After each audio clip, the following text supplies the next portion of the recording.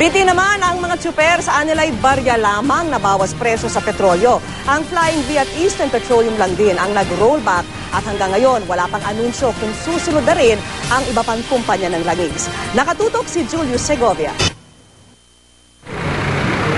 Independent oil players na Flying V at Eastern Petroleum ang unang nagpatupad ng bawas presyo simula kaninang hating gabi.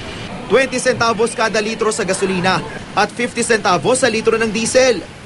Hindi ito pangkaraniwan. Sa datos ng GMA News Research, noong mga nakalipas na taon, pirming tumataas ang presyo ng petrolyo tuwing Semana Santa. Ngayong bumaba naman, nakukulangan pa rin ang mga tsuper. Malaki magtaas magbabasa pa unti-unti lang.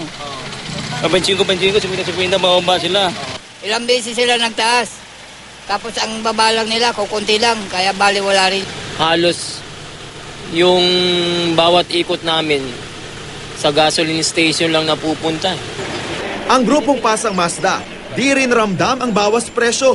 Bukod sa kakaunti lang daw ang gasolinahan ng mga independent player, malayo rin ito sa ruta nila. Kung ang small players nakapagsakripisyo ngayon alam naman natin Semana Santa, paghihirap ng ating Panginoon. Sana makiisa naman sila sa paghihirap ng ating Panginoon. Huwag nilang pagsamantalahan. Ang ugali nila parang si Judas. Parang Judas talaga itong tatlong to. Nasa higit 48 pesos pa rin ang diesel, kaya gumagamit ang Pasang Mazda ng krudo mula sa recycled na mantika. Hindi raw yan ordinaryong mantika, kundi pinoproseso muna at ginagamit lamang sa modified na makina. Gayunman, mas mura raw ito ng 5 piso kada litro kumpara sa regular na diesel. Ang grupong ACTO naman, tuloy pa rin sa panawagang i-boycott ang Big Three oil companies. Pero ayon sa Department of Energy o DOE, kung pagbabatayan ng presyuhan ng isang linggo, wala raw dapat paggalaw sa presyo ng krudo ngayon. Kung meron man, bahagyang taas presyo pang araw sa gasolina. Binabaan lang nila yung kanilang profit, hoping siguro na tumaas yung kanilang market share.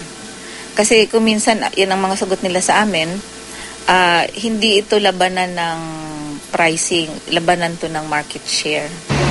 Kaya kung di man sumunod ang Big Three sa bawas presyo, wala raw magagawa ang DOE. Wala silang kasalanan kung hindi sila susunod, although ang aming expectation para dun sa mga areas na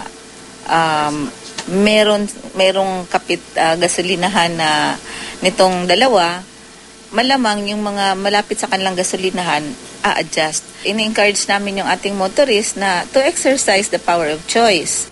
Julius Segovia, nakatutok 24 oras.